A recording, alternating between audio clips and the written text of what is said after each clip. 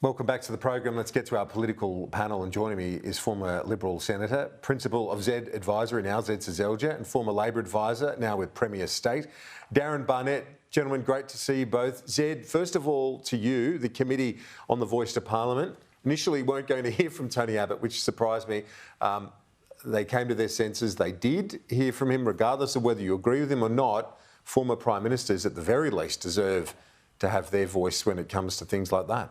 Yeah, absolutely. And I think part of the debate that we've seen around the voice has been whether both sides would get a proper airing, and there's been a lot of debate about what kind of information the community should get and the public would get. But I think it was absolutely the right call for the committee to change their initial decision and allow Tony Abbott to make his case. I thought he made a pretty forceful case. I did tune in to that evidence earlier on this afternoon, and you know, I think it's an interesting time in the debate for the voice. I think we are seeing those numbers tighten in the polls. I think there's a number of different polls saying a lot of different things, but we are seeing them tighten. But I think it's fair to say that it is the yes case to lose. They do start with a stronger vote in favour.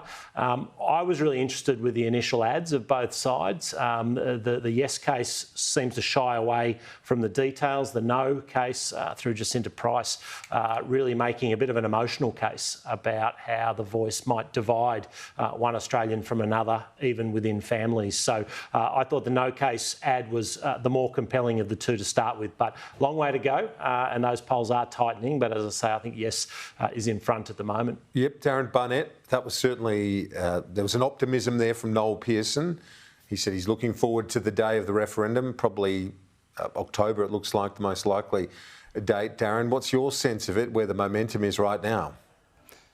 I think we're still in the early rounds, really, that we don't quite know what the final cases are going to be. They're obviously beginning to roll them out. The committee gave Tony Abbott a free kick, really, by initially refusing to have him appear. He is a very good media operator. He milked it for what it's worth. But what he has said is fairly predictable. I think in a lot of ways the yes case won't be too troubled if Tony Abbott is one of the loudest voices in the no camp. We all know what he stands for. We've had an era of Tony Abbott as opposition leader and Prime Minister. I think it'll be other voices that sway more voters in that undecided category. It was encouraging that all states and territories that things are currently above 50%, but as Zed pointed out, there's plenty of undecideds and there is plenty to go in this debate before we get a clear idea of who's going to win. And I think on that, Darren, I think that's right. I think the undecideds, none of the polls so far have sort of really tried to push where the undecideds will go. I know there's some that sort of take those out and you get 60-40 results in favour of yes, but that is a big sleeper as to where those undecideds are going to go. In fact, that's really the main game. And I agree with your analysis. I think it's early days, but I think there's a lot of uncertainty over these next couple of months. A big week ahead for the government. The Treasurer, Jim Chalmers, Darren, to deliver his second budget. They've announced this review on infrastructure. There's a few other things out there, including that growth measure for the NDIS to reduce that to 8% a year, and other moves, likely move on single parenting payment and so on, but still talk that it could be in a slim surplus, the budget, given a boost through things like the higher commodity prices. Yeah, there have been some fortunate things happen in the economy in terms of exports and prices. But look, even if there is a narrow surplus, that doesn't change the fact that we do have some ballooning costs. We have some infrastructure programs that, if they are to go ahead, we don't necessarily have the workforce or the materials to try and make those things happen. So a review is timely, that we need to pull our belt in where we can. And I think that's what you'll see is a very responsible budget from Jim Chalmers. Obviously, Katie Gallagher's been out in the media, Catherine King's been out in the media. But in the end, the budget belongs to the Treasurer, and no doubt that Jim will be balancing the books as best he can. It looks like an incredible turnaround, Zed Seselja, improved as well by the labour market, the strong labour market, which has the unemployment rate still very low.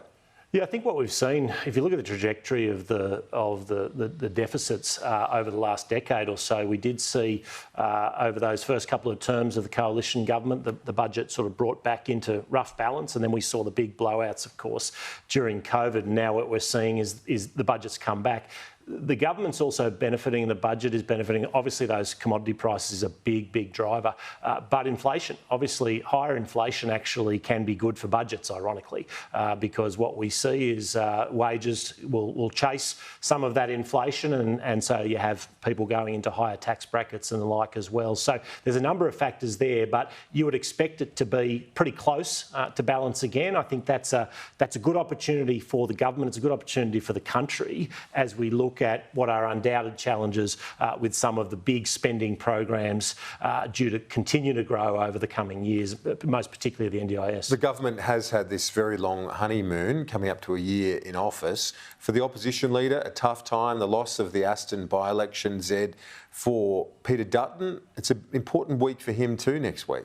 Yeah, look, I thought last year's budget reply speech from Peter Dutton, I don't think they get a lot of coverage, particularly in the first year in opposition.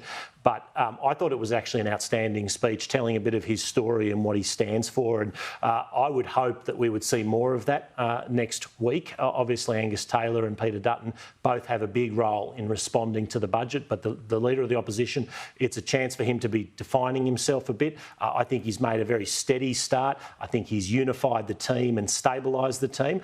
There will be a bit of pressure on him now in the coming months to make sure he starts outlining an alternate vision, and that budget reply is certainly a part of that story. Yeah, absolutely. I think it's a massive part of it, Darren, to try and get a bit of attention and define what they're about.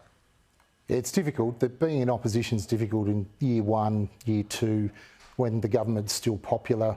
And you know, it's difficult for anybody. It was difficult for Brendan Nelson. It's going to be difficult for Peter Dutton to continue to carve out ground. So, look, I think in a lot of ways the big story we're expecting from the opposition at the moment is how long is Scott Morrison going to be in Parliament? Now the state election's out of the way.